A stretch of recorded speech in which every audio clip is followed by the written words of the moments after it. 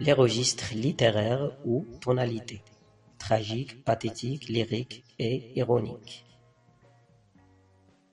Sans doute, lorsqu'on regarde un film ou bien une série télévisée, on pourrait rire, pleurer, aimer, haïr un personnage, compatir avec un autre, s'épouvanter, s'indigner, se réjouir, etc.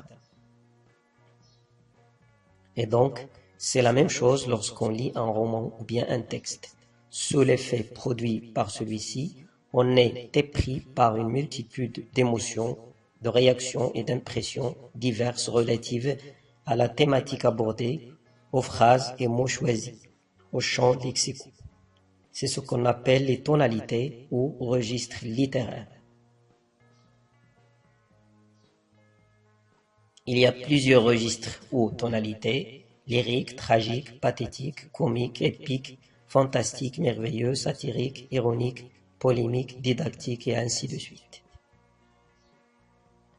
Tout d'abord, il faut noter qu'il ne faut pas confondre les registres littéraires avec les registres de langue que sont les registres familiers, courants, soutenus ou populaires. Deuxième remarque, c'est que dans un seul texte, on peut rencontrer et trouver plusieurs registres littéraires ou tonalités à la fois. Donc, premier registre, c'est le registre tragique. Dans ce registre, il s'agit de la présence, de la souffrance et de la mort surtout, qui guette un personnage solitaire, victime d'un conflit inégal avec des forces qui le dépassent. Par exemple, les dieux, le destin, société, loi. La mort est souvent inévitable et certaine car il n'y a plus d'issue pour être sauvé. Ce registre est fréquent particulièrement dans les tragédies, mais aussi tous les autres ou bien dans tous les autres genres comme le roman, poésie, drame, etc. Parmi les caractéristiques ou procédés du registre tragique, vocabulaire fort de la souffrance et de la fatalité, du désespoir, de l'angoisse et parfois du courage et de la grandeur.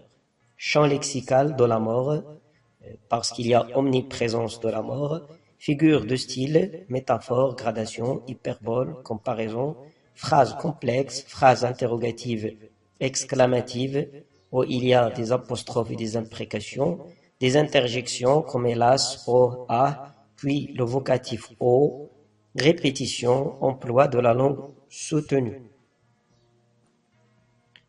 Et voici quelques exemples, quelques passages tragiques, des extraits. Cet extrait de Le dernier jour d'un condamné. Je viens de faire mon testament. À quoi bon? Je suis condamné aux frais et tout ce que j'ai suffira à peine. La guillotine, c'est fort cher. Je laisse une mère, je laisse une femme, je laisse un enfant. Donc ici, déjà le condamné est mort parce qu'il a déjà fait son testament. Puis le deuxième extrait, il est 10 heures. Oh ma pauvre petite fille, encore 6 heures et je serai mort. Je serai quelque chose d'immonde qui traînera sur la table froide des amphithéâtres, une tête qu'on moulera d'un côté, un tronc qu'on disséquera de l'autre, puis de ce qui restera, on en mettra plein une bière, et le tout ira à Clamart. Clamart, c'est un cimetière à Paris. Un autre extrait d'Antigone de Jean Anouilh. Antigone ne peut plus vivre. Antigone nous a déjà quittés tous. Maintenant, le registre pathétique. Ce registre exprime la souffrance, la douleur, la tristesse du personnage bouleversé par des situations pénibles et douloureuses qui suscitent chez le lecteur la compassion et la pitié ou la sympathie. Suite à une injustice, oppression morale ou physique, misère, maladie, mort d'un parent ou d'un proche, etc. Parmi les procédés ou caractéristiques de ce registre, champ lexical de la souffrance et de la douleur, figure de style, comparaison, gradation, hyperbole, métaphore, répétition ou anaphore. Les interjections aussi, phrases exclamatives ou interrogatives, phrases courtes, juxtaposées, discours direct, monologue intérieur, donc expression violente des émotions, des sentiments, etc. Quelques exemples du registre pathétique. Et quand elle sera grande, si elle va jusque-là, que deviendra-t-elle? Son père sera un des souvenirs du peuple de Paris. Elle rougira de moi et de mon nom. Elle sera méprisée, repoussée, vile à cause de moi qu'il aime, de toutes les tendresses de mon cœur. Ô ma petite Marie bien-aimée, est-il bien vrai que tu auras honte et horreur de moi? Misérable, quel crime j'ai commis et quel crime je fais commettre à la société. Donc, extrait de Le dernier jour d'un condamné, le deuxième extrait. Et je suis retombé sur ma chaise, sombre, désert, désespéré. À présent, il devrait venir. Je ne tiens plus à rien. La dernière fibre dans mon cœur est brisée. Je suis bon pour ce qu'ils vont faire. Extrait du même roman de Victor Hugo. Maintenant, le registre lyrique. Dans ce registre, l'auteur ou le personnage chante les sentiments et les émotions dont il est épris, qui peuvent être amour, nostalgie, solitude, joie, espoir, regret, inquiétude devant le temps, le bonheur, la destinée humaine, la mort. Lorsque le lyrisme s'exprime en tristesse, plainte et pleurs, par exemple, plaindre quelqu'un qui est mort ou bien pleurer quelqu'un qui est mort, on parle alors d'élégie ou de registre élégiaque. Parmi les caractéristiques du lyrisme, chant lexical des sentiments, des émotions, se rapportant au bonheur, à la joie, à l'amour, exaltation de l'âme et de la nature, emploi de la première personne, je, phrase interrogative exclamative, interjection vocatif au, musicalité, personnification, comparaison, hyperbole. Voici quelques exemples, extraits de Le dernier jour d'un condamné. Autrefois, car il me semble qu'il y a plutôt des années que des semaines, j'étais un homme comme un autre homme. Chaque jour, chaque heure, chaque minute avait son idée. Mon esprit jeune et riche était plein de fantaisie.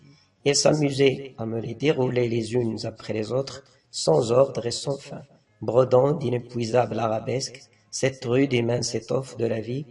C'étaient des jeunes filles splendides chapes d'évêques, des batailles gagnées, des théâtres pleins de bruit et de lumière, et puis encore des jeunes filles et de sombres promenades la nuit sous les larges bras des marronniers.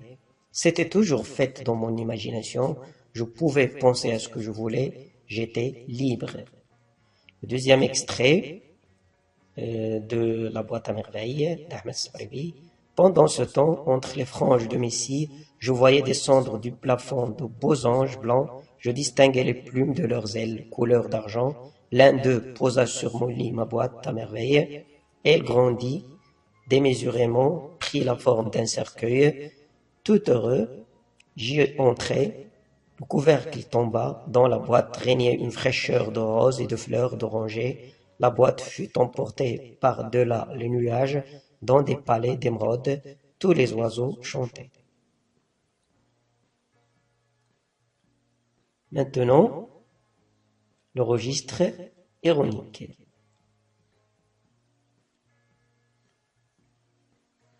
L'ironie est un procédé littéraire qui permet à l'auteur de critiquer, de dénoncer à travers la moquerie, la mise en ridicule d'une personne, d'un système, d'une société. L'ironie recourt aux antithèses, à l'antiphrase, pour démontrer les contrastes et les oppositions caricaturales de l'autre. Parmi les procédés de l'ironie, emploie ou bien l'antiphrase, l'antithèse, l'oxymore, les exclamations, les interrogations rhétoriques ou fausses, la concision, la prétérition, argumentation ou bien explication logique en apparence seulement, derrière laquelle se cache la réalité incohérente, amère, absurde et choquante. Et voici quelques exemples de l'ironie. Premier extrait de Le dernier jour d'un condamné.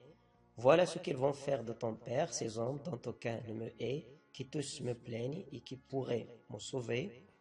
Ils vont me tuer, comprends-tu cela, Marie, me tuer de sang-froid en cérémonie pour le bien de la chose, oh grand Dieu. Deuxième extrait de Montesquieu. Il est impossible que nous supposions que ces gens-là soient des hommes, parce que si nous les supposions des hommes, on commencerait à croire que nous ne sommes pas nous-mêmes chrétiens. Si j'avais à soutenir le droit que nous avons eu de rendre les nègres esclaves, voici ce que je dirais. Les peuples d'Europe ayant exterminé ceux de l'Amérique, ils ont dû même en esclavage ceux de l'Afrique pour s'en servir à défricher tant de terre. Le sucre serait trop cher si l'on ne faisait travailler la plante qui le produit par des esclaves, etc. Extrait de l'esclavage de Montesquieu.